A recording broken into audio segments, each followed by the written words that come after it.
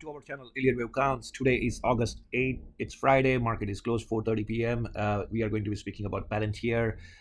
It's at 187, and the nearest resistance what we are looking is 200 as a psychological target resistance, I will call it. And the real resistance, real run, we are looking around somewhere around 240, 220. We have to see it start revising it. What's happening, and before that, if we are going to see some corrections, how should we take this opportunity to get the maximum out of it?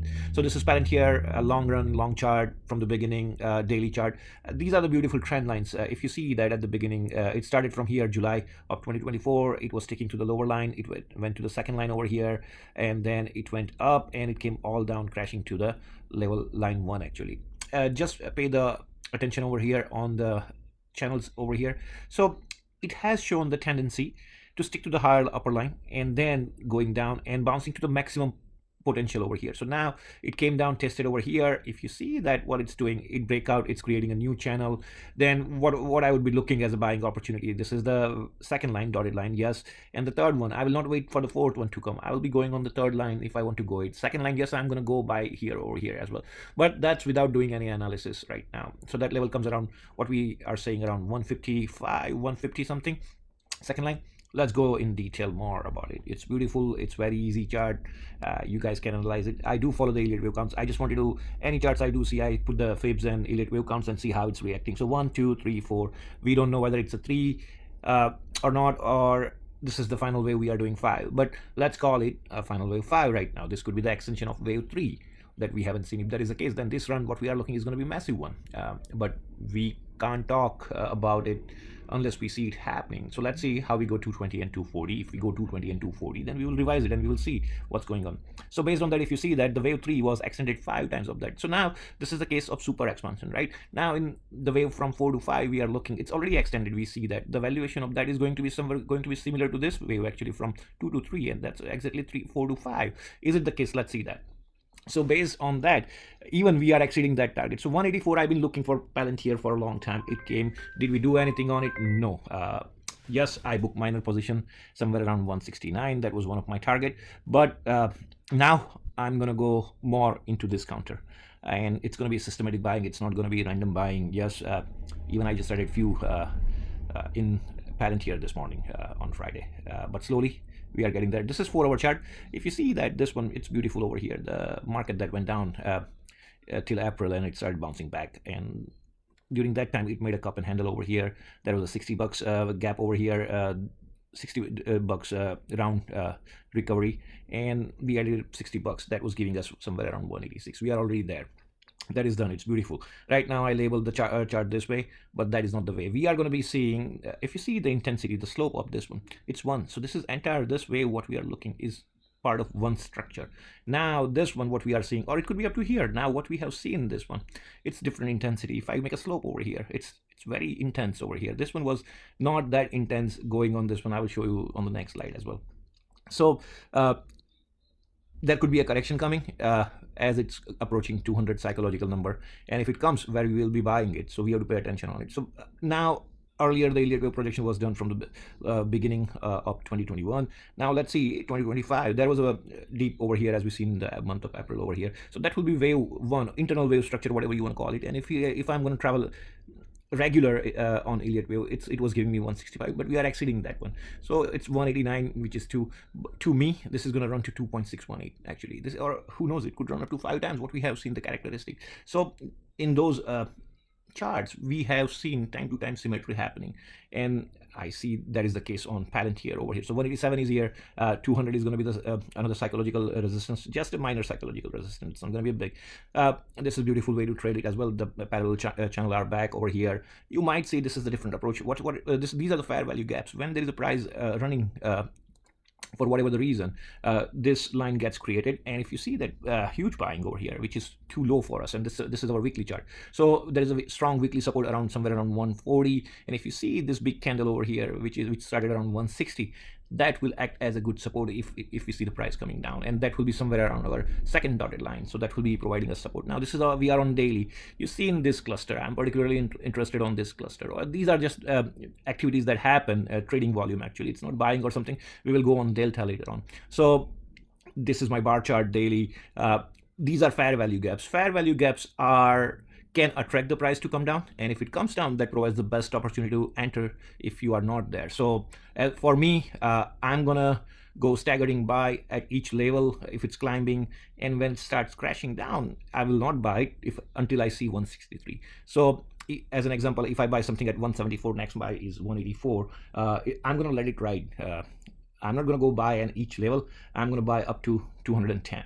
That's my capacity, because 220, 240 is right now the target. Who knows if we are going to be looking more. Yes, I'll be booking the profits as well on those levels, no matter how much percentage it's making me, but I have to be having a discipline in my trades, and that is the logic I am entering. Yes, longer term targets are higher than 240, but we don't know if it's going to happen or not. Yes, it's going to happen, but I can't wait for it, and if I don't book it, then there is no gain on your account.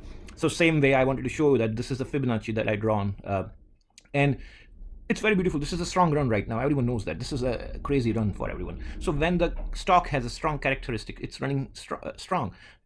We have seen that when the correction happens, it just gives up 23% of the run. So what you have to do is keep your Fibonacci at 66 until it runs. You start keep extending your Fibonacci, and wherever the 23% line comes at that time, when it starts falling, you enter your positions on a good percentage over there. And the next stop is going to be 38. Do I see 38 coming? No, but we can't rule out that opportunity. Even 50% come, 50% comes, then the stock loses the characteristic of being so strong. So 23% will be my first buy. If you see one more thing, earlier we are in this territory of the slopes, which is the blue line over here. In the previous chart, it was a dotted line based on that. If you see the intensity right over here is a little bit less than the red line. Red line we are following since April. This intensity is too much. The slope of the movement is too intense, which will not be sustained for longer. So it has to open a slow trajectory, and I think this blue lines will become the final path for this Palantir. PLTR, the symbol is, this is my delta, pure buying or selling on a particular day. This is daily. If you see after the earning came, there is a tremendous buying happening. What you have to see, the delta was negative. People do sold on that day, on 5th of August actually. But what did we see in the price? It went up. It means that somebody is buying it. Seller, whatever the selling we see in it, that was a profit booking. And if you see continuously buying is happening, even today 400k buying in stock, 400k was delivered into somebody's account, or I mean many people's account, right? So it shows the buying interest. This is just a chart. We are maintaining the candles. As I told you, 163 is my first support that I'm looking. There is a gap. Okay, tendency is to fill out that gap as well. This is my weekly data. It's beautiful over here. You see that even before the earning, it was 2.6 million buying, 1.5 to 1.83. We have seen some 3.4 million on selling on 23rd of June week actually. Then we've seen the intensity going down. When you see the data going down, it shows okay, interest is selling interest is getting weaker. Then we've seen the suddenly buying. So okay, if you don't enter around on July 1st week, you should be entering on July 14th week. It shows you the data that there is a buying happening, and it's as long as it continues, you stay in that counter. If you are not in rush to exit, if you are a trader, swing trader, yes, you get the advantage of this delta actually. So what I'm looking right now, this is my first week of August, which is just ended right now, 331k buying. So I'll be watching how the delta is panning out through the daily basis. I am not going to check it each and every hour at the end of the close. Just go and see what is the intensity looks like. Tremendous. You see, this is same chart without those delta. It shows you the buying over here. So that's our Palantir, and this is the same chart I was showing you. So what if it's going to run higher, right? We might see this 5 wave somewhere around here. I told you 23% correction. You put it 66 to 140, 140 runs, and 20% is going to be somewhere around what we call it, $25. So you can come back around 211 if it goes to 241 and buy back. 200 is going to be, once we cross it, 200 is going to be good support as well. But we have to cross it first, believe me.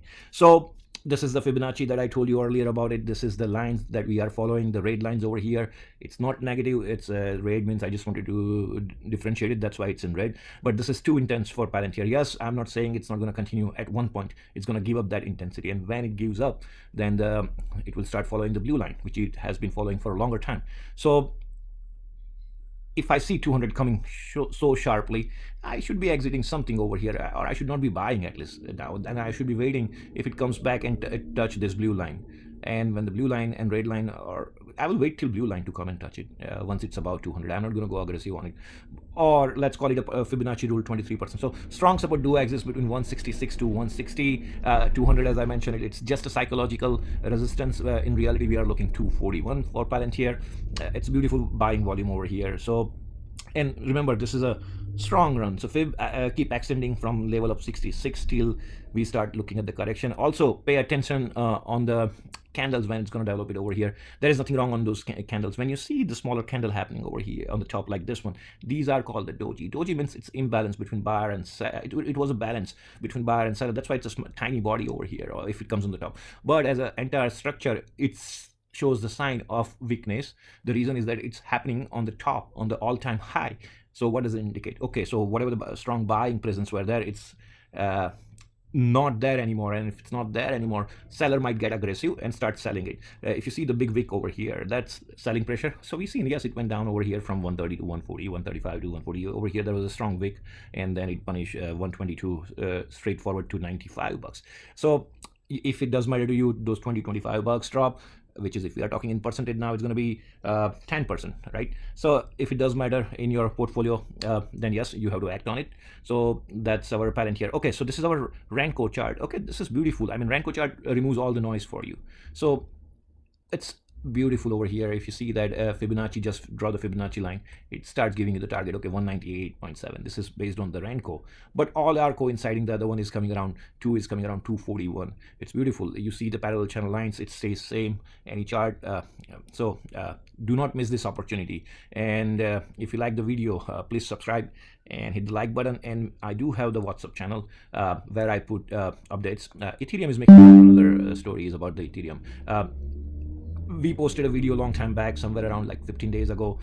It was trading around 3600. Yes, it went up, it came down, but it's 4000. Our projection on Ethereum is around 4800 based on those targets. I'm just looking. Okay, so this is what we are looking. So I have posted the video on YouTube as well, so please check it out. It's amazing. It's good to be invested in Ethereum right now and Palantir.